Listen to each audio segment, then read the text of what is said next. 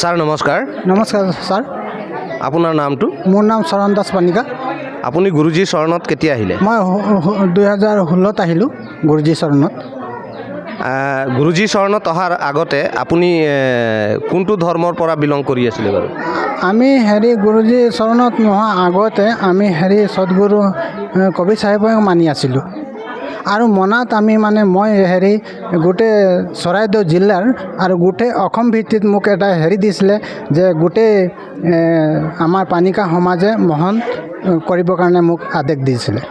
হয়, মানে আপুনি আগতে কবিৰপন্থী আছিলে, মানে দামাখেৰা যি প্ৰচলিত কবিৰপন্থী, সেই কবিৰপন্থীৰ সমাজতে আপুনি আছিলে নেকি? আছিলোঁ, মই কবিৰপন্থী সমাজত আছিলোঁ। আগত চৌকা আৰতি কৰিছিলোঁ।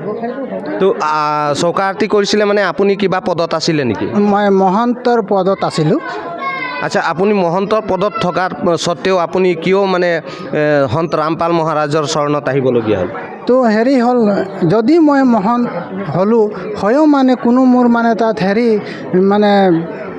বিষয়বস্তুবোৰ নাছিলে আৰু মোৰ দুখ নিবাৰণ কেতিয়াও নহৈছিলে। মই তান্ত্ৰিক পিছতো গৈছিলোঁ আৰু তান্ত্ৰিক বহুত বিশ্বাস কৰিছিলোঁ।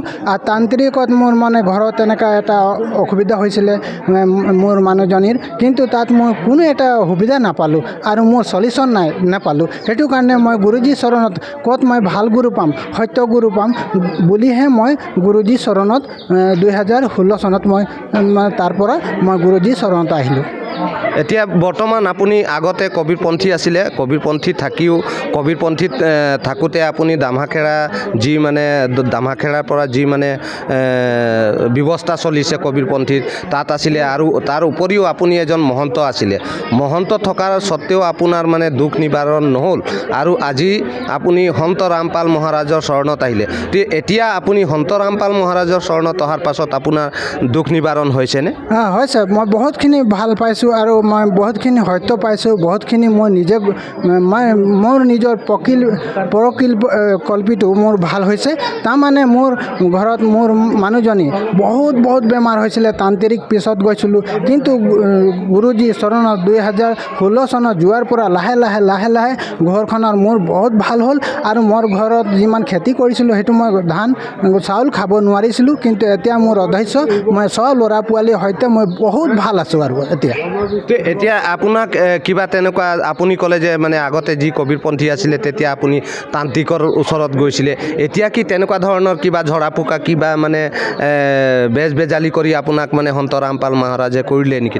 নাই, একো নাই। একদম গুৰুজী যিটো মন্ত্ৰ দিছে সেই মন্ত্ৰটো সত্য মন্ত্ৰ, আৰু আমি এতিয়াও বিশ্বাস, আৰু সেই মন্ত্ৰৰ দ্বাৰা যিখিনি বেমাৰ অযোগ গৈছিলে, যিখিনি ঘৰখিনি বিশৃংখলা সৃষ্টি হৈছিলে, বেমাৰৰ পৰা আমি কোনো চলিউশ্যন নাপাইছিলোঁ, ভাল নাপাইছিলোঁ, সেইবিলাক এতিয়া লাহে লাহে আমাৰ বহুতখিনি ভাল হৈছে। আৰু একদম সত্য প্ৰমাণ এইবিলাক। আৰু হয়, বহুত ধন্যবাদ সৎ চাহেব।